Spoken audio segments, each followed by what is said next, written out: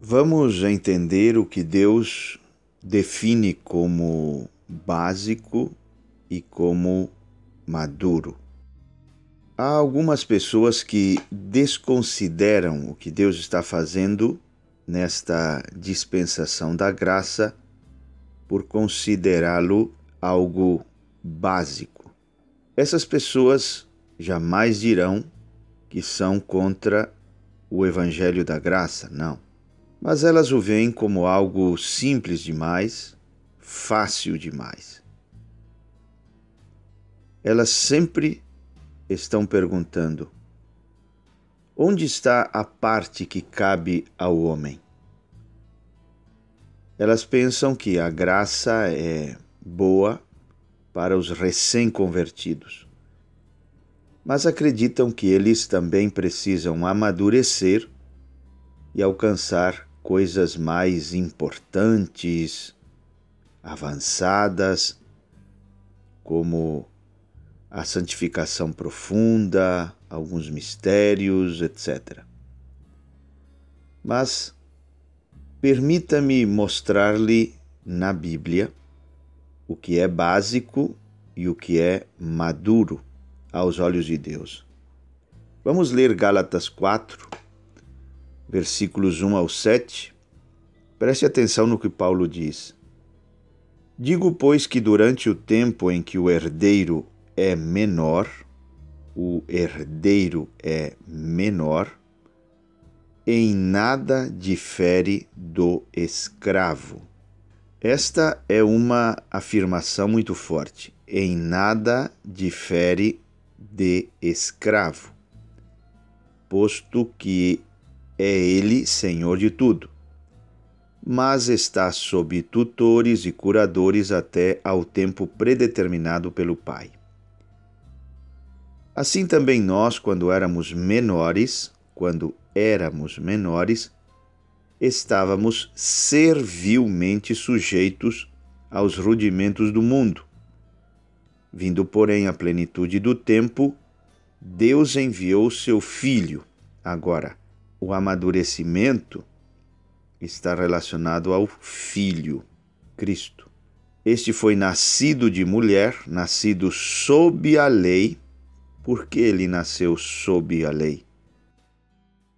Para resgatar os que estavam sob a lei. Para quê? A fim de que recebêssemos a adoção de filhos. Bom, aqui estamos falando de maturidade, adoção. E porque vós sois filhos, enviou Deus ao nosso coração o Espírito de seu Filho, que clama, Abba, Pai. De sorte que já não és escravo, porém filho, e sendo filho também herdeiro por Deus. Nessa passagem, a palavra grega usada para filho é népios, que significa bebê, criança pequena. Preste atenção agora. Quando Israel, como uma nação, era népios, ela foi posta sob a lei. Quando veio a plenitude dos tempos, Deus enviou seu Filho para redimir os que estavam sob a lei, para que eles pudessem receber a adoção de filhos. Agora aqui é maturidade. A palavra grega usada para filhos aqui é huios, que fala de filhos crescidos até a maturidade. Em outras palavras, quando Israel era um bebê, Deus o colocou sob a lei. Assim como todos os bebês espirituais ainda estão sob a lei.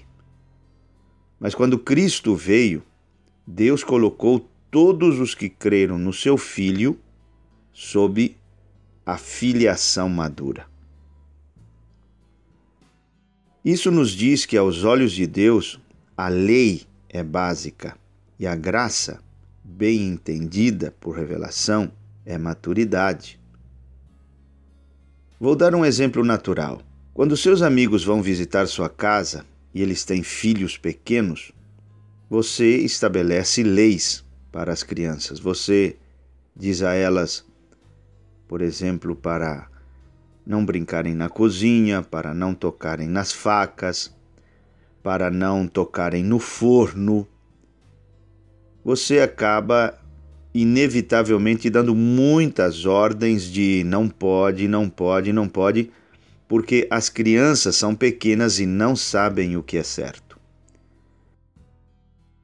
Mas tenho certeza de que você não dirá aos seus amigos que são adultos, você não dirá a eles: não entrem na cozinha, não brinquem com as facas, não toquem no forno, porque seria ridículo determinar essas leis para adultos maduros. Do mesmo modo, a lei da velha aliança é para os imaturos, ao passo que a graça é para aqueles que são filhos maduros de Deus.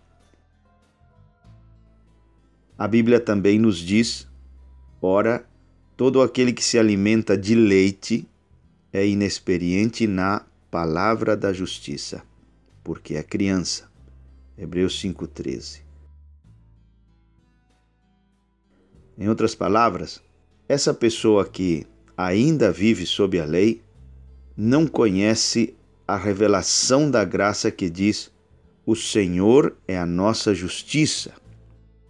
Não conhece a palavra da justiça que Paulo se refere aqui, que é a justiça da fé, a justiça imputada, a pregação de Paulo.